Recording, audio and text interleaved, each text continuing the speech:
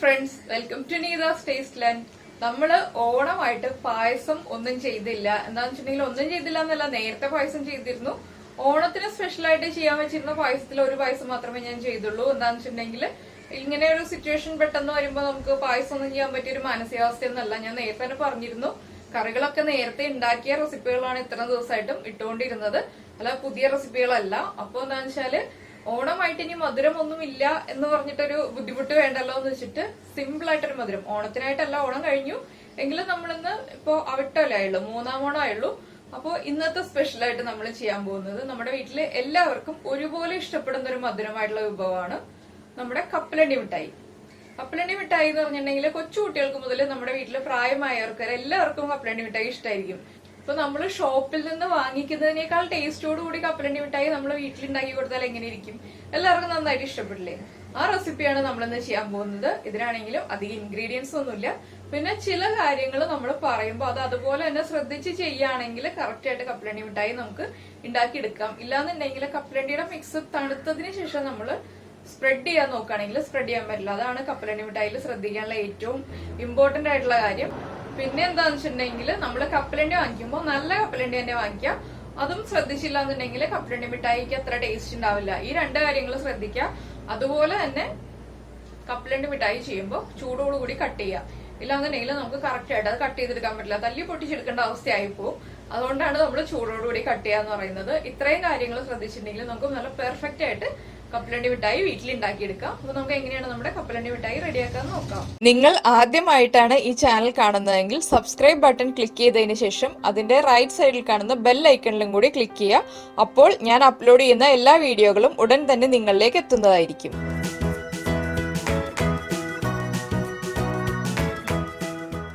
നമുക്ക് നമ്മുടെ കപ്പലണ്ടി മിഠായി ഉണ്ടാക്കുന്നതിന് ആവശ്യമായിട്ടുള്ള ഇൻഗ്രീഡിയൻസ് നോക്കാം. നമുക്ക് ആവശ്യമുള്ള ഇൻഗ്രീഡിയൻസ് എന്ന് പറഞ്ഞാൽ ആകെ 2 ഇൻഗ്രീഡിയൻസേ ഉള്ളൂ. ഒന്ന് കപ്പലണ്ടി, ഒന്ന് പഞ്ചസാര. ഇത് രണ്ടും എടുക്കുമ്പോൾ ഈക്വൽ ക്വാണ്ടിറ്റി എടുക്കുക. ഞാനിപ്പോ ഇത് 1/4 കിലോ കപ്പലണ്ടി എടുത്തിട്ടുണ്ട്, അതുപോലെ തന്നെ 1/4 കിലോ പഞ്ചസാര. അപ്പൊ നമുക്ക് ആദ്യം കപ്പലണ്ടി ഒന്ന് വറുത്തെടുക്കാം.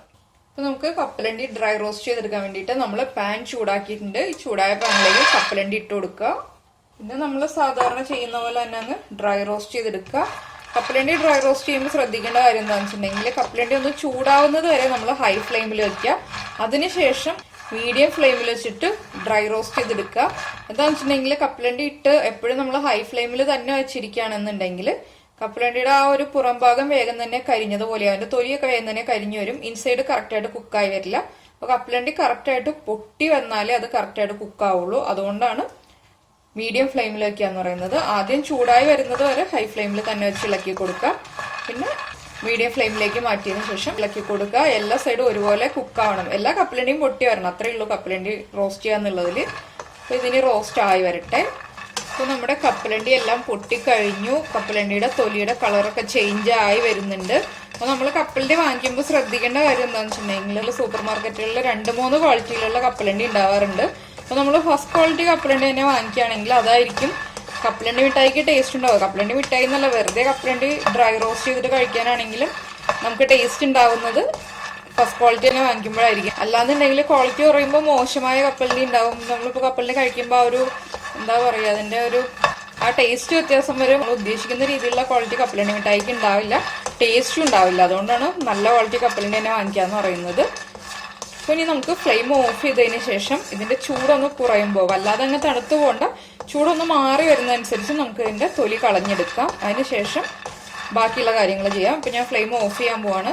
നമ്മളിപ്പോ ഡ്രൈ റോസ്റ്റ് ചെയ്തെടുത്ത കപ്പലണ്ടി ഇല്ലേ, അതൊന്ന് ചൂട് കുറഞ്ഞിട്ടുണ്ട്. അപ്പൊ അതിന്റെ തൊലി കളയാൻ ഏറ്റവും എളുപ്പമുള്ള രീതി എന്താണെന്ന് വെച്ചാൽ നമ്മൾ ഇതുപോലെ ഒരു മുറം എടുത്തിട്ട് മുറത്തിൽ ഇതുപോലെ ഇട്ടിട്ട് കൈ ഉപയോഗിച്ച് ഇങ്ങനെ തിരുമ്മി കൊടുക്കുകയാണെങ്കിൽ വേഗം തന്നെ കപ്പലണ്ടിയുടെ തൊലി പോയി കിട്ടും. ചെറിയ ചൂടുള്ളപ്പോൾ തിരുമ്മി കൊടുക്കുകയാണെങ്കിൽ അതായിരിക്കും കുറച്ചുകൂടി ഈസി കേട്ടോ, കൈ പൊള്ളാത്ത രീതിയിലുള്ള ചൂട്. അപ്പൊ ഇതുപോലെ ഇങ്ങനെ ഉരയ്ക്കുമ്പോൾ ആ തൊലി മുഴുവൻ മുറത്തിന്റെ റഫ് ആയിട്ടുള്ള ഒരു സർഫസ് ഉണ്ടല്ലോ, അങ്ങനെ ഉരയ്ക്കുമ്പോൾ നമുക്ക് ഈസി ആയിട്ട് തൊലി കളഞ്ഞെടുക്കാം. അല്ലെങ്കിൽ നമ്മൾ കയ്യിൽ ഇങ്ങനെ തിരുമ്മിട്ട് തൊലി കളയുകയാണെങ്കിൽ കുറച്ചധികം സമയം എടുക്കും. ഇതുപോലെ ആകുമ്പോൾ വേഗം തന്നെ മുഴുവൻ കപ്പലണ്ടിയുടെയും തൊലി കളഞ്ഞെടുക്കാം. അതുപോലെ തന്നെ കപ്പലണ്ടി രണ്ടായിട്ട് ഇതുപോലെ വിടർന്ന് കിട്ടുകയും ചെയ്യും. അതാണ് നമുക്ക് വേണ്ടത്. അല്ലാതെ കപ്പലണ്ടി ഇങ്ങനെ ഫുള്ളായിട്ട് തന്നെ ഇരിക്കേണ്ട. വിടർന്ന് കിട്ടുകയാണെങ്കിൽ അതായിരിക്കും കുറച്ചുകൂടി നല്ലത്. ഫുള്ളായിട്ടിരുന്നാലും കുഴപ്പമൊന്നുമില്ല, നമുക്ക് വിടർത്തി എടുക്കാം. പിന്നെ ഞാൻ ഇതിന്റെ തൊലി മുഴുവൻ കളഞ്ഞതിന് ശേഷം കാണിച്ചു തരാം കേട്ടോ. നമ്മള് നമ്മുടെ കപ്പലണ്ടിയുടെ തൊലി മുഴുവൻ മാറ്റിയെടുത്തിട്ടുണ്ട്. ഇനിയിപ്പോ നമ്മള് പഞ്ചസാര മെൽറ്റ് ചെയ്യുന്നതിന് മുന്നേ ആയിട്ട് ചെയ്യേണ്ട ഒരു കാര്യം എന്താണെന്ന് വെച്ചിട്ടുണ്ടെങ്കിൽ ഇതുപോലൊരു അലുമിനിയം ഫോയിൽ എടുക്കുക. എന്താണെന്ന് വെച്ചിട്ടുണ്ടെങ്കിൽ നമ്മുടെ കപ്പലണ്ടി മിഠായി ഉണ്ടാക്കി കഴിയുമ്പോൾ കറക്റ്റ് ആയിട്ട് നമുക്ക് കട്ട് ചെയ്തെടുക്കാനും അതുപോലെ തന്നെ നമ്മളിപ്പോ പ്ലേറ്റിലേക്ക് എടുക്കുകയാണെങ്കിൽ പ്ലേറ്റിൽ നിന്ന് വിടിയിച്ചെടുക്കാൻ ബുദ്ധിമുട്ടായിരിക്കും. അലുമിനിയം ഫോയിൽ ആണെങ്കിൽ നമുക്ക് ഈസി ആയിട്ട് കപ്പലണ്ടി മിഠായി ഇതിൽ നിന്ന് സെറ്റ് ആയി കഴിയുമ്പോൾ എടുത്ത് മാറ്റാൻ എളുപ്പമായിരിക്കും. നമ്മളിപ്പോ കൗണ്ടർ ടോപ്പിലാണ് സെറ്റ് ചെയ്യുന്നത്, അല്ല പ്ലേറ്റിലാണ് സെറ്റ് ചെയ്യുന്നതെന്നുണ്ടെങ്കിൽ നമുക്ക് ഇളക്കിയെടുക്കാൻ ബുദ്ധിമുട്ടായിരിക്കും. അതുകൊണ്ടാണ് ഞാൻ അലുമിനിയം ഫോയിലിന്റെ കാര്യം പറഞ്ഞത്. അപ്പൊ ആദ്യം നമ്മൾ കപ്പലണ്ടി എല്ലാം റെഡിയാക്കി കഴിഞ്ഞതിന് ശേഷം അലുമിനിയം ഫോയിലൊക്കെ കട്ട് ചെയ്ത് റെഡിയാക്കി വെക്കുക. അതിനുശേഷം മാത്രം നമ്മൾ ഷുഗർ മെൽറ്റ് ചെയ്യുക. ഇല്ലാന്നുണ്ടെങ്കിൽ നമ്മൾ ഷുഗർ സിറപ്പിലെ കപ്പലണ്ടി മെൽറ്റ് ചെയ്ത് എല്ലാം സെറ്റ് ആയി വന്നതിന് ശേഷം അലുമിനിയം ഫോയിൽ കട്ട് ചെയ്യാനൊക്കെ പോവുകയാണെങ്കിൽ കപ്പലണ്ടി മിഠായി സെറ്റ് ആയി തുടങ്ങും. അപ്പോൾ ഇത് നമ്മൾ ആദ്യമേ ചെയ്ത് വെക്കുക. കപ്പലണ്ടിയുടെ തൊലി കളഞ്ഞതിന് ശേഷം അലുമിനിയം ഫോയിൽ കട്ട് ചെയ്ത് വെക്കുക. അലുമിനിയം ഫോയിൽ ഇല്ലാന്നുണ്ടെങ്കിൽ ഇപ്പോ നമുക്ക് എന്താ ചെയ്യാൻ പറ്റുക വെച്ചിട്ടുണ്ടെങ്കിൽ നമുക്ക് എവിടെ നിന്നാണോ ഇളക്കി എടുക്കാൻ എളുപ്പം, ഏറ്റവും നല്ലത് അലുമിനിയം ഫോയിൽ തന്നെയാണ്. ഇല്ലെങ്കിൽ ഏത് രീതിയിലാണോ നമുക്ക് ഇളക്കിയെടുക്കാൻ എളുപ്പം എന്ന് വെച്ചിട്ടുണ്ടെങ്കിൽ ഇപ്പൊ അലുമിനിയത്തിന്റെ ട്രേ ഒക്കെ ഉണ്ടെങ്കിൽ അതിൽ നിന്ന് കട്ട് ചെയ്തെടുക്കാം. അപ്പോൾ ആ രീതിയിലേ ചെയ്യാൻ പറ്റുള്ളൂ. ബാക്കിയുള്ളത് എന്താണെന്ന് വെച്ചാൽ നമ്മൾ കുറച്ച് ബുദ്ധിമുട്ടേണ്ടി വരും കട്ട് ചെയ്തെടുക്കാൻ വേണ്ടിയിട്ട്. അപ്പൊ ഇതായിരിക്കും ഏറ്റവും നല്ലൊരു ഓപ്ഷൻ. ഇതെല്ലാം സെറ്റ് ചെയ്ത് വെച്ചതിന് ശേഷം മാത്രം നമുക്ക് ബാക്കിയുള്ള പ്രോസസ്സ് തുടങ്ങാം. അപ്പൊ അത് കാര്യങ്ങൾ നമ്മൾ ക്ലിയർ ആയിട്ട് പറഞ്ഞാലേ മനസ്സിലാവുള്ളൂ. അതുകൊണ്ടാണ് ഞാൻ അലുമിനിയം ഫോയിൽ കട്ട് ചെയ്ത് എടുത്ത് വെച്ചത് കാണിച്ചു തന്നത്. ഇനിയിപ്പോ നമുക്ക് നമ്മുടെ ഷുഗർ മെൽറ്റ് ചെയ്യാം. അപ്പൊ നമ്മൾ നമ്മുടെ ഷുഗർ മെൽറ്റ് ചെയ്യാൻ വേണ്ടിയിട്ട് ഇരുമ്പിന്റെ ചട്ടിയാണ് ഞാനിപ്പോ എടുത്തിരിക്കുന്നത്. നമുക്ക് നോൺ സ്റ്റിക് പാൻ ആണെങ്കിലും കുറച്ച് തിക്നെസ് ഉള്ള പാത്രം, അടിഭാഗം കട്ടിയുള്ള പാത്രം എടുക്കാം. അപ്പൊ ചട്ടി ചൂടായി വരുന്നുണ്ട്, നമുക്ക് ഇതിലേക്ക് ഷുഗർ ഇട്ട് കൊടുക്കാം. ഇനി ഫ്ലെയിം കൂട്ടി വെച്ചതിന് ശേഷം നമുക്ക് ഷുഗർ മെൽറ്റ് ചെയ്തെടുക്കാം. ഇതിലേക്ക് വെള്ളമൊന്നും ചേർത്തിട്ട് മെൽറ്റ് ചെയ്യേണ്ട. ഷുഗർ ചൂടായി വരുമ്പോൾ വേഗം തന്നെ കാരമലൈസ് ആയി വരും. ആ ഒരു കളർ ചേഞ്ച് ആയി വന്നാൽ മതി, വല്ലാതെ അങ്ങ് ഡാർക്ക് കളർ ആയി പോരുത്. ഷുഗർ മെൽറ്റ് ആയി വന്നാൽ മതി. ഷുഗർ മെൽറ്റ് ആവുന്നതനുസരിച്ച് നമ്മൾ ഫ്ലെയിം കുറച്ച് വെക്കണം കേട്ടോ. ഇല്ലാന്നുണ്ടെങ്കിൽ എപ്പോഴും ഹൈ ഫ്ലെയിമിൽ തന്നെ വെക്കുകയാണെന്നുണ്ടെങ്കിൽ ചൂട് കൂടുന്നതനുസരിച്ച് നമ്മുടെ ഷുഗർ വേഗം തന്നെ കളർ ചേഞ്ച് ആയി കളർ മാറി ബ്രൗൺ ഷെയ്ഡ് കൂടിപ്പോയിട്ടുണ്ടെങ്കിൽ കയ്പ് ടേസ്റ്റ് വരും.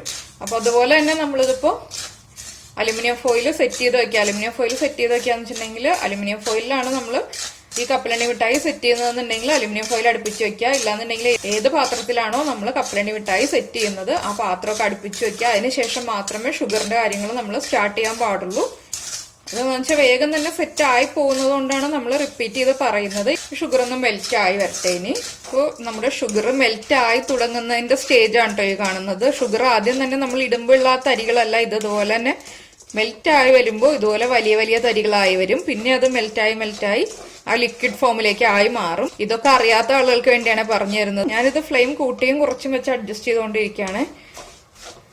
എന്താണെന്ന് വെച്ചാൽ ഹൈ ഫ്ലെയിം അല്ല, ഇടയ്ക്ക് ഹൈ ഫ്ലെയിമിൽ വെക്കും, ഇടയ്ക്ക് മീഡിയം ഫ്ലെയിമിൽ വെക്കും. പിന്നെ ചൂട് കൂടുന്നതനുസരിച്ച് ഫ്ലെയിം കുറച്ച് ലോ ഫ്ലെയിം ആക്കി വെക്കും. അപ്പോൾ നമ്മുടെ ഷുഗർ മെൽറ്റായി തുടങ്ങി വെച്ചിട്ടുണ്ടെങ്കിൽ ഒരു പകുതിയിൽ കൂടുതൽ മെൽറ്റായി കഴിഞ്ഞു. ഈ സമയമാകുമ്പോൾ നമ്മൾ ഫ്ലെയിം കുറച്ച് തന്നെ വെക്കുക. അതുപോലെ തന്നെ ഈ ഷുഗറിൽ ഇപ്പോൾ കണ്ടോ ഇതുപോലെയുള്ള ചെറിയ കട്ടകളൊക്കെ ഉണ്ട്, അതൊന്ന് പ്രസ് ചെയ്ത് കൊടുക്കുക പതുക്കെ. അപ്പൊ അങ്ങനെയുള്ള കട്ടകളും കൂടെ ഉടഞ്ഞു കഴിഞ്ഞാലേ നമുക്ക് ഇതിലേക്ക് കപ്പലണ്ടി ചേർക്കാൻ പറ്റുള്ളൂ. അപ്പൊ ഈ കട്ടകളും കൂടെ ഉടഞ്ഞു വരുന്നത് വരെ നമ്മൾ ഇനി ലോ ഫ്ലെയിമിൽ തന്നെ വെക്കുക. ഇനി ഫ്ലെയിം കൂട്ടി വെക്കരുത്.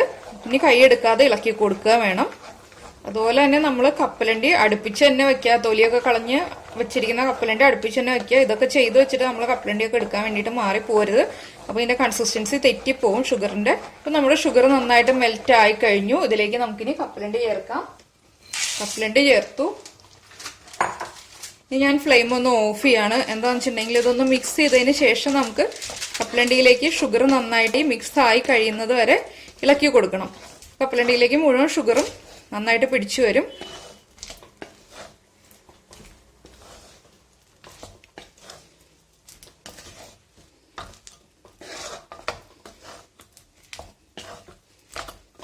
നന്നായിട്ട് മിക്സ് ചെയ്യാം കേട്ടോ. കപ്പലണ്ടിയുടെ എല്ലാ ഭാഗത്തേക്കും ഒരുപോലെ തന്നെ മെൽറ്റായ ഷുഗർ ഒന്ന് പിടിച്ചു വരണം.